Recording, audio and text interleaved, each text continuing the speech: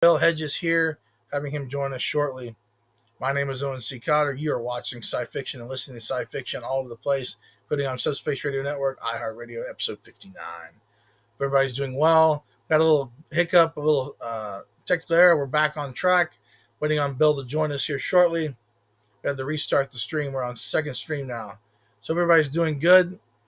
We will be going to Fan Expo January 5th to 7th in New Orleans, Louisiana, which we talked about before.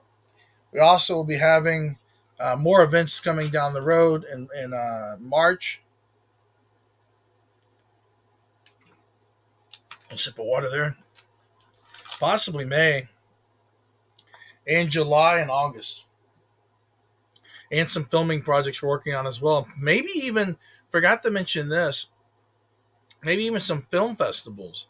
May go to some of those. I don't know all the list of the names. One or two we'll probably go to. And some are in and all over the country. So we'll see where they're at. Various cities, California, West Coast, East Coast, all over the place. So we're looking forward to that. And a lot of good stuff. For people joining us, my name is Owen C. Cotter.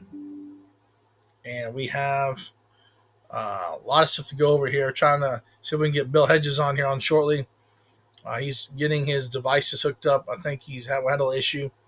But everybody joining us, my name is Owen Cotter. You're watching sci fiction on all the channels. Everybody's doing good. We're gearing up for a lot of stuff coming up, so stay tuned. We're going to be, if you haven't followed our YouTube channel, follow it at Sci-Fiction Official, all together, one word, Sci-Fiction Official, at Sci-Fiction Official on YouTube. We need those YouTube subscribers. We're trying to get up to 1,000. I know it doesn't seem like a lot, but it's very hard to get YouTube subscribers unless you have some massive, I don't know where they're getting these subscribers. I think YouTube, I know the insider stuff, YouTube has a YouTube talent, like a Google management. So they basically assign you an agent and they make you a YouTube star, but they have to cherry pick you to do that. You have to insider stuff. Let's see what we got. Cool. You say this guy's IT guy working on it.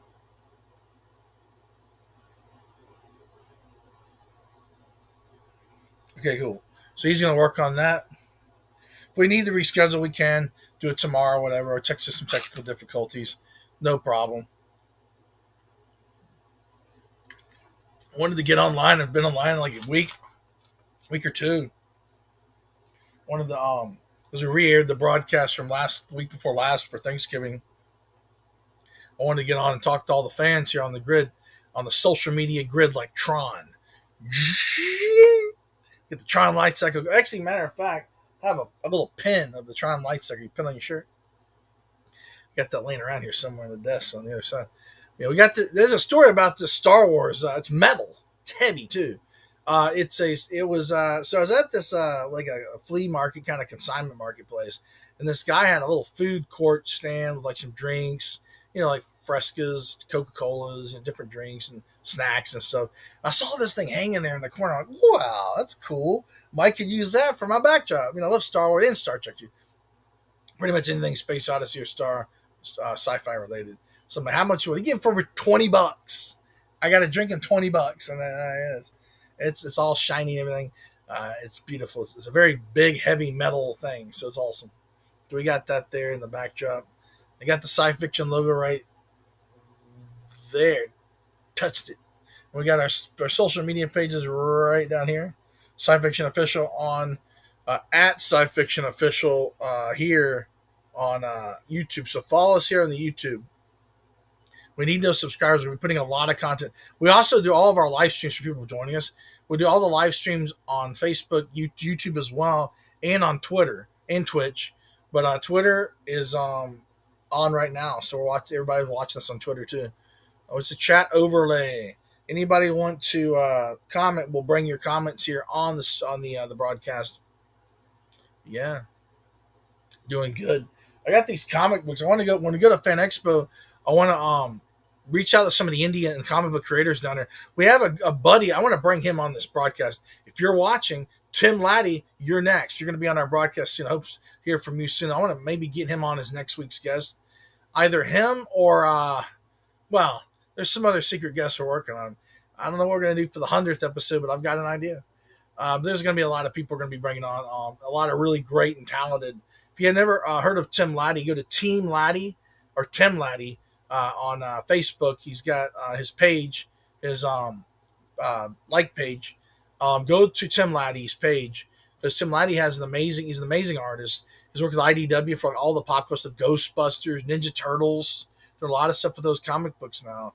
Beautiful work, beautiful work. I'm talking like amazing, amazing stuff. Follow him. He'll be on here shortly here in a little while. One of the episodes. We're gonna bring in Randolph, of course, to christen us into Fan Expo 2024 in New Orleans, Louisiana, the Ernst and Memorial Convention. That's a mouthful, isn't it? We're going to be staying somewhere down at one of those hotels. I don't know which one we're going to stay at because that's a secret. But if any of the friends and good people are down there, well, maybe we'll have like a little meetup or something in the lobby and, get a drink or have a snack or something. It'd be kind of cool. Maybe we'll announce that on social media somewhere on the grid of a secret location where we can all hang out. I think that'd be fun. I don't think, and then under the old Wizard World banner, Wizard World used to have like a drink and draw where they could draw comic books and have like they had a little party too, which was pretty dope. They had like a DJ and they took over the whole Republic venue down there in downtown New Orleans by the convention. It's a cool venue. It's got two. I was actually ended up one year on stage playing N64 Nintendo. That was awesome. GoldenEye. If y'all haven't seen GoldenEye, if y'all not old enough to remember, or you're old enough to remember, or maybe not, wow, you got to play the old game GoldenEye for N64. That is a nostalgia piece.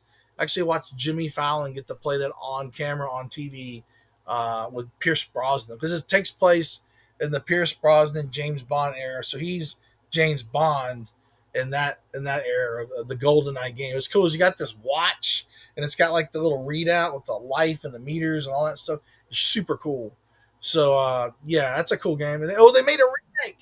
But before we talk about that, we've got Bill here. I think he might be on the grid here. Yeah, can you hear me now?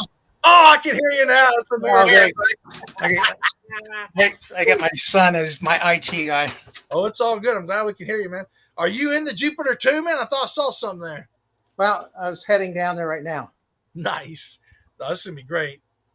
Yeah, I was talking to you. I was showing your website up earlier on the screen, showing everybody. I'm glad we restarted the feed, as we got the feed all restarted. Everything's working now. This is great. How's your day going? Well, pretty good up until couldn't get the audio to come on. Sorry about that. Oh, you're good. What we're gonna do is with this, we have these on. Oh wow! Hey, that's awesome. There we go. Very cool. There. For everybody joining us, we are on the Jupiter 2, the flight deck. This is awesome. How did all that come about back there? How did you get all that put together? Well, actually, I found a couple of original prop panels that were for sale, and I ended up buying them, from the guy Jeff Story, who maybe 15 years ago or so went out to the prop houses in Hollywood and bought some the original panels that were used on the Jupiter 2 flight console, and he set that up in his basement, and he ended up selling a few things. So I bought a couple of panels, and because I wanted to have a tangible, something tangible from the actual set, and rather than just putting in a static display behind glass or something, I thought it'd be fun to work them into an actual cabinet that they originally in. So that's what I did. So I actually you got two locations, I believe, with the ship. One's like the interior, and you got the exterior on another location, right? Yeah, the interior is what I built first.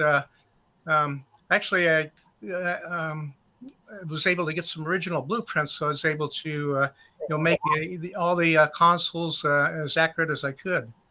And the idea, was start of it was I went to Wonderfest once, and there was a guy named Pat Burns who had set up a Jupiter 2 flight console. He made it portable so he could take it around to conventions, and I thought that was just fantastic. And I just measured it and saw how he made it. It was just made out of plywood and plexiglass, and I figured I could do old that. Studio days, like they built all the props and the sets, all the physical sets with the buttons and all stuff. Yeah, and So when I got home, I started drawing up designs. I had a empty room in my basement, and I thought, tried to work out a way I could work in all the props into that, and make it look, have a semblance of what the Jupiter 2 looked like. So I did have the flight console down here, fixed up a little bit of the lower deck because I had a couple of panels, from the lower, deck Right. too. And then I thought I would, once I got this built, I thought it'd be kind of fun to film a scene down here. But Right. I realized that after I started writing it, and it was kind of limiting to what you could actually film in a small space like this. Right. So I was kind of looking around for another building, big garage or a shed or a Quonset hut or something. And it just so happened that the old Lions theater building came up for sale. And I ended up buying that, not just because I wanted that big space, but I used to work there when I was a kid as a projectionist. Oh, wow. It had been turned into a furniture store after, closed in the 80s, turned into a furniture store. So it wasn't, the auditorium was, open now, but it provided a nice clear span ceiling and big space. So I thought that'd be a great place to film, more exteriors and be able to film more interesting things. So, the first thing I built was the exterior of the Jupiter 2 spaceship. Looks And great.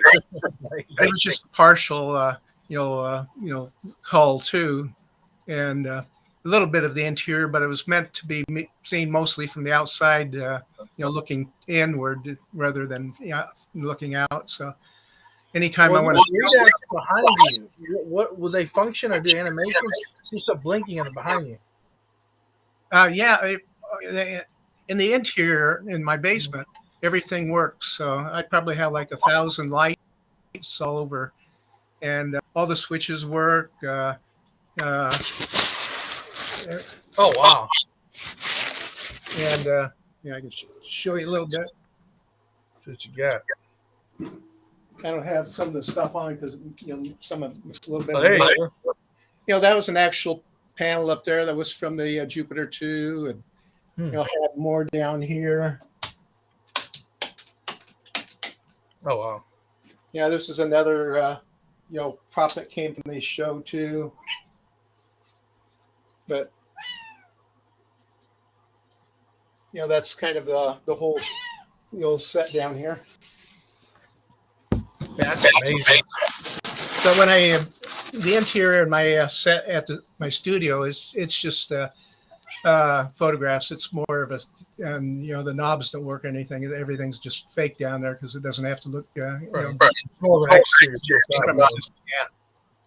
But down here, the theater. How did you get? You have it's a functioning theater still, I believe, right? Correct. No, it's it was turned into a furniture store and then a construction company. So all the floor was leveled, and when I bought it, there was nothing there. And the only thing I did was I was able to get the old projection equipment back, from the guy that used to own it, and I reinstalled them in the projection room.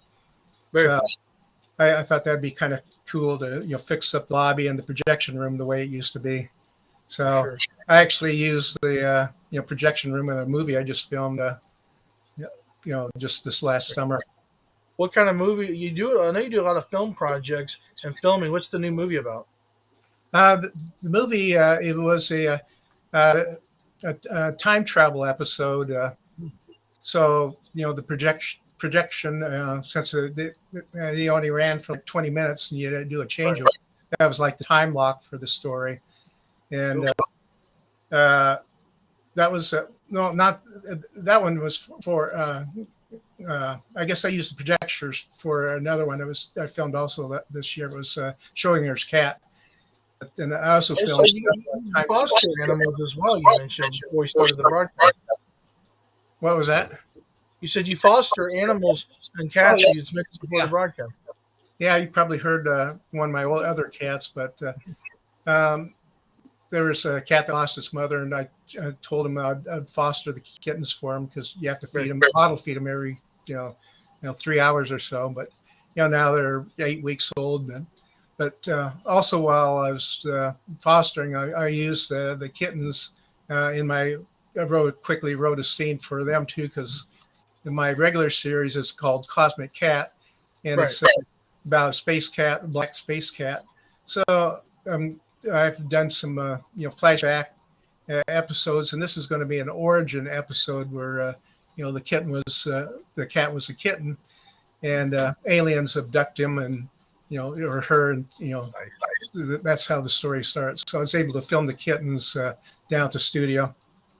So I got a lot of friends that do miniature models, and you paint and do miniature models. How did you get into that? Like, what was?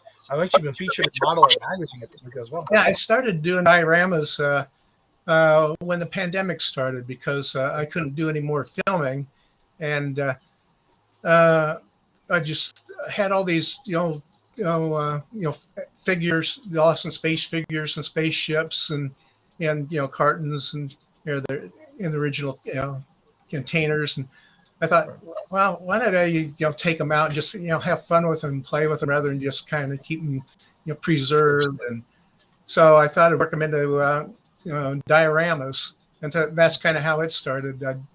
I had some old lunar models, and uh, you know you know different scale spaceships. So I'd build a diorama around those, and I wasn't afraid to cut up the spaceships and use them for different things. And so that was kind of liberating to actually use some of the stuff that you try to keep preserved and pristine, but you know uh, actually work them into dioramas. Right. And then I again kind of got addicted. I thought I would try and make a diorama for all 83 episodes of the series, and Wow. close to finishing up all of those right. That's awesome. We're showing some of your work here on the screen. You got there with the lunar. I mean, the buggy, the car. Yeah, that was the called the Chariot in the series. Here, yeah. And I believe that was the late Gary Goddard in that photo, right? that was I took that to some conventions, and when this the it was always fun. It was actually tried to recreate some of the scenes with that. I took it out to the original filming locations, the Trona Pinnacles in California, where they actually shot stock footage of it going across the the landscape there. So I tried to find all the same locations where they filmed the full size one, and film my miniature in the same locations. So there was That's a group awesome. of us that did that, and that was kind of fun. Sounds awesome. So you're probably one of the biggest passionate fans of Lost in Space and sci-fi.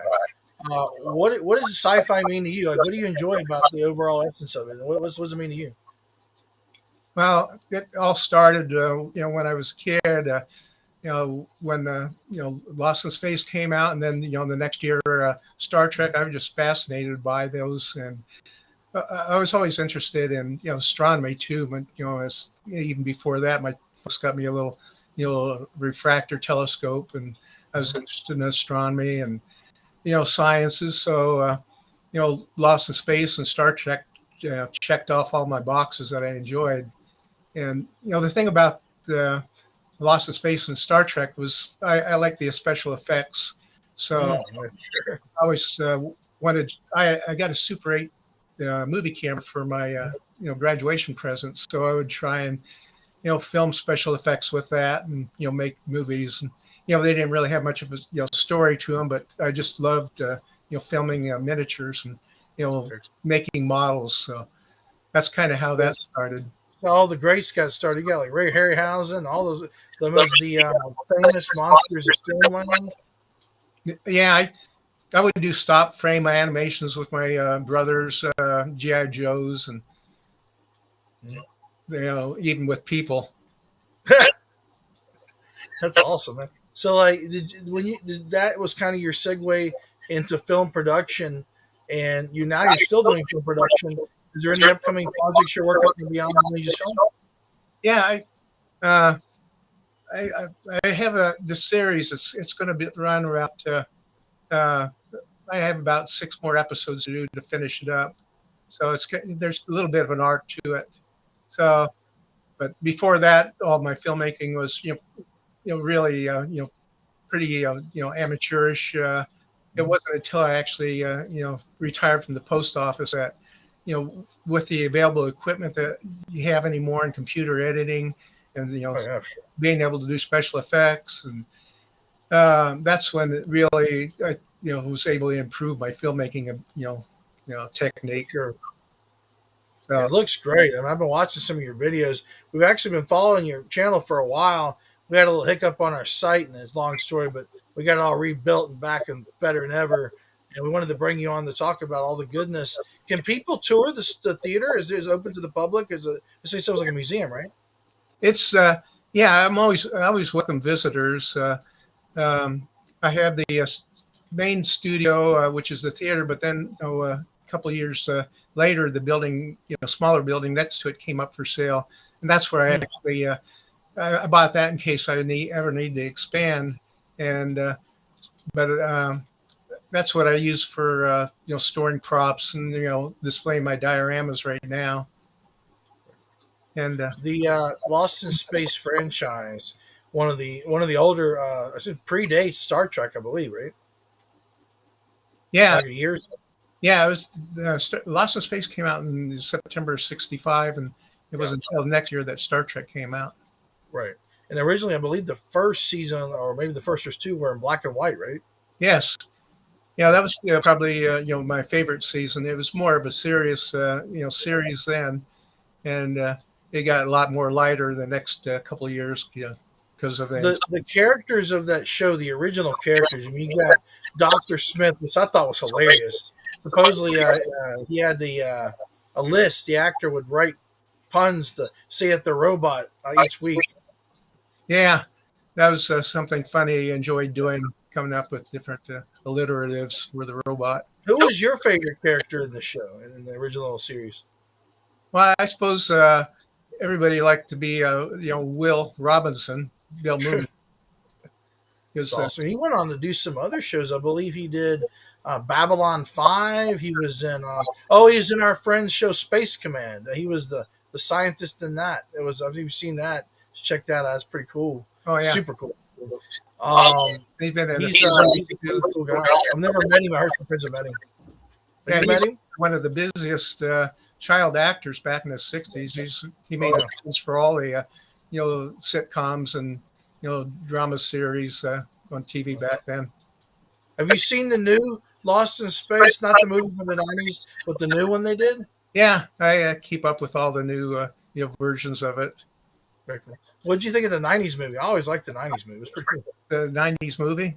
Mhm. Yeah, it was good. It just doesn't really have that same feeling that I had for the original. Nothing's ever going to replace that because Right. it kind of has to strike you at the right time and right age, to become fashionable about it. And the others are nice to watch, but they just don't have the same feeling you Yeah. have had for the original. The like the original Star Trek, those two series, like and you mentioned Star Trek as well. What is the like they came out around the same time. You got Technicolor was very vibrant, all the color scheme and everything. What did you like about those? What's your like? What did you like about Star Trek as well? Oh, it's just it's just such a groundbreaking series, and Yeah, to go follow them on adventures like that, it seems so real too because they try to make it accurate, and you know uh, yeah. it had great stories, especially the first season, and Oh yeah, for sure. yeah, And they meant something too. They actually resonated on like an actual topic, like a real topic. yeah, and I just love the design of the Enterprise too, and I'd buy well, one of the first making of movie books I ever bought was Making of Star Trek. I found Oh, that at nice. the grocery store and I bought that. And that was like my Bible. I just, they had, pictures of the props in there with a ruler next to it, which was really nice Yeah, I've because, got a copy. That book's amazing. It's got like pictures and dioramas. before they had, well, I would, try and make my own props. I made a, phaser and, just out of wood and, fiberglass and I got all of these little 3D printers and all this wild stuff they're creating. Right now, back then, you had to make everything from scratch. But I just love that, especially the book covered the making of how Mm. all came about. It had blueprints of the how the stages are set. So that also got me interested in filmmaking too, because I was just fascinated by the whole process. And it's really See, fun to be able to. it's super cool. I've always been interested. One of my passions as a kid, as well, and as a young adult, was getting into the props, like all the physical aspects of design. Like, I believe the original Star Trek series, you had Wat Chang developed the communicator, and he had the phaser, and he had the tricorder, and all. If you watch, have you seen any of the new Strange New Worlds? They've done modernizations of those props. Yeah, it's it's fun to see how they all evolve, because the techniques and materials just keep getting better. So can't help improving them, because when you look back at some of the props from the original series, they do just use some off the shelf props Right. that they would modified. But for my series, I kind of like that retro look. So my series, I actually try and make it look like the something that was filmed in the '60s with the you know painted backgrounds, and the Right. the The atomic sci-fi age. yeah, and even the props I'll try and make look like they're retro, with make them out of you know old electronic props, or Right. components. And I try not to make it look too slick, but yeah. Yeah, I love the design of the Star Trek and Lost in Space. You've got this kind of hopeful retro futurism, old OG, but still it's enough to be where like wow. And of course, like Gene Roddenberry, I believe he had consulted with some of the NASA designs for that stuff. Yeah, I know that they covered that in the book. I have probably a lot of the books on the making of it, and it's so fascinating to me yet. Especially that there's still coming up with new photos and information about the series. So Super cool. For people that want to find out about the theater and everything, where do they go? They go to. Then we got a website down here. I just want to make sure it's the right website. yeah, on my website, cosmic films .com, cosmicfilmstudio.com, there's a contact page where if they want to visit, they can email me or call me, and I'm always happy to meet other fans of the series and show them around. And Very cool. yeah, it's not just my cosmic films. It's it's also on my Lost in Space stuff too. For sure. Well, Bill, I wanted to really thank you for coming on. I had a little technical issue earlier. I'd like to bring you back sometime. I want to visit the studio sometime as well in the near future as well. Yeah, that'd be fun. I keep adding that. Eventually, when I'm finished filming, I actually wanted to fix it up more like the Lost in Space set, because I have a lot of props, and set that up more like the actual set on the series. Very cool. The only reason I Well, can't Bill, film yeah, Lost in Space movies is because licensing. So oh, yeah. fans, they've tried that with Lost in Space, and they got a cease and desist. So I had to Same make thing with Star Trek too. yeah, Star Trek, they severely limited what you could film Right. anymore after a couple of incidences. So Well, it's Star Wars is one of the only ones that is pretty good. they embrace it. From Right. decades ago, they embraced fan films making, which is really nice. And but I guess they felt They have awards too. It's fan film awards. yeah, Yeah. and but it's easier to not have to worry about all that if you come up with an original series. But it's still, I try to get the feeling of the series Lost in Space. This spaceship, I changed it a little bit. Actually my miniature, but it's still, I try to keep that same feeling of the stories and the sets. Very cool. Well, Bill, I wanted to thank you for joining us. I want to bring you back on here in the near future. You take care, sir. Have a beautiful day, and we'll see you soon. It was great talking to you. You as well, sir. Peace.